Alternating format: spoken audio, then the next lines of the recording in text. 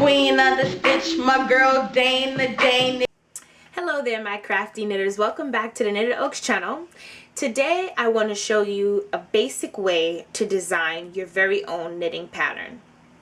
You can also apply this to designing your crochet patterns as well. Is graphing paper, a pencil, and your imagination. Okay, so here we are at some graphing paper, and I already made a layout of how we're going to look at this. But first, I just want to show you, this is a very basic graph book. That's my new Vogue Knitting, came in the mail yesterday. Okay, and this is from Staples. You can get a simple graph notebook from Staples, your local pharmacy, anywhere that notebooks are sold pretty much. Okay, so what I did here, and here's my pencil. What I did here was I mapped out the width. How I started was I made out the width of how wide I would want the project to be. This could be this is only a samplet of what the actual project would be. This is not the whole shebang. Like, you can make it this small if you want, but it wouldn't normally be that small. Okay, this is just 40 in height and 20 in width. Okay, and basically what I did is I went ahead and I made a border. Now, how did I do this? I counted 1 to 20 and I said this is how wide I would want it to do because I wanted enough room to design inside. These little dots out here will be is my icon or my symbol to say knit. Each box is actually a stitch.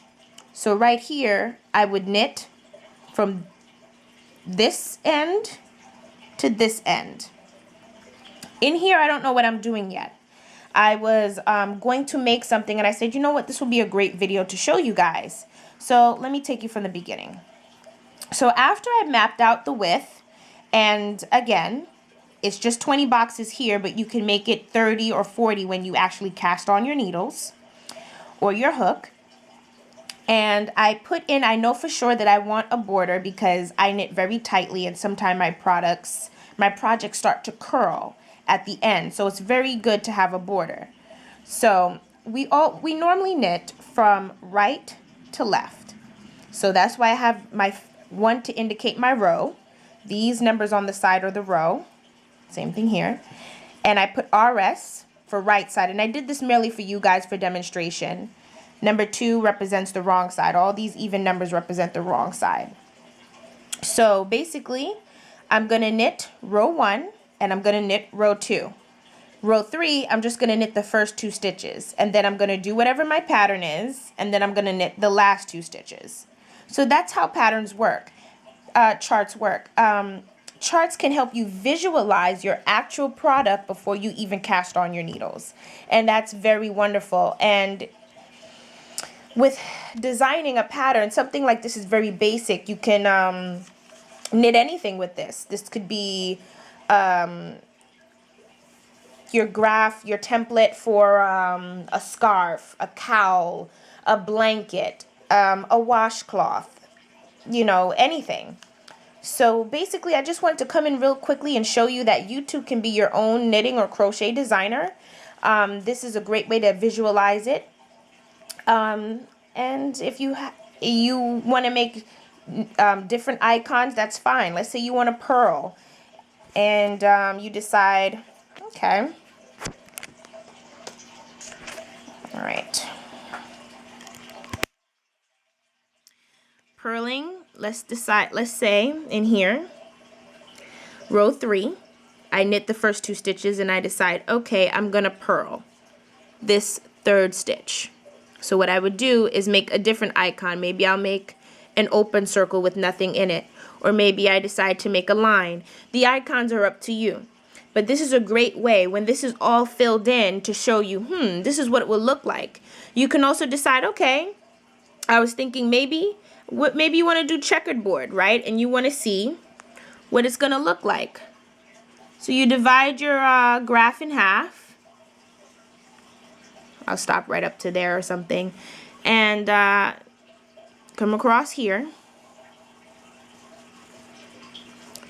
And let's say that you want to go another 10 rows up here to 30. So from 20 to 30, you want to do something completely different. It's like an open, it's like you know, it's just use your imagination.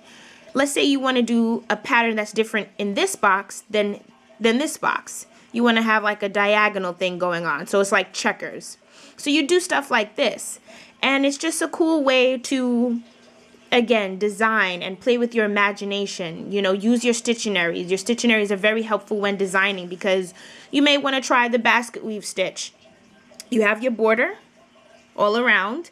And in here, this can be a representation of the basket weave stitch. Okay, so, you know, something like that. I don't know. This is just a template. But I wanted to come in really quickly and show you that. So I hope you enjoyed this video, and I will see you in the next one. Alright there, my crafty knitters. Thank you so much for this, for tuning in, and I hope that you enjoyed it. Just a quick video as I was working on something. I said this will be a great, you know, a little demonstration. Not really a tutorial, not a quick knit tip, but kind of, sort of.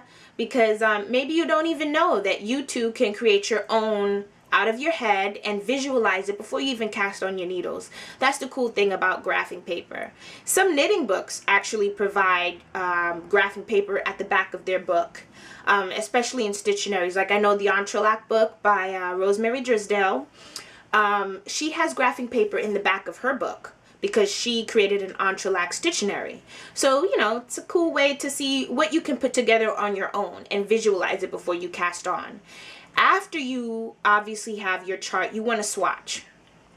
And you can watch my swatching video to see how that step goes. But they all kind of coincide with one another.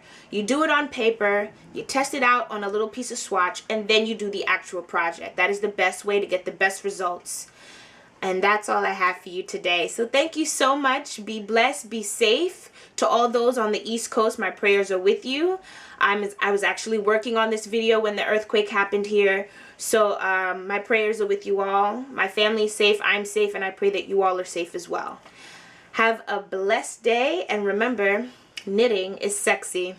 Bye.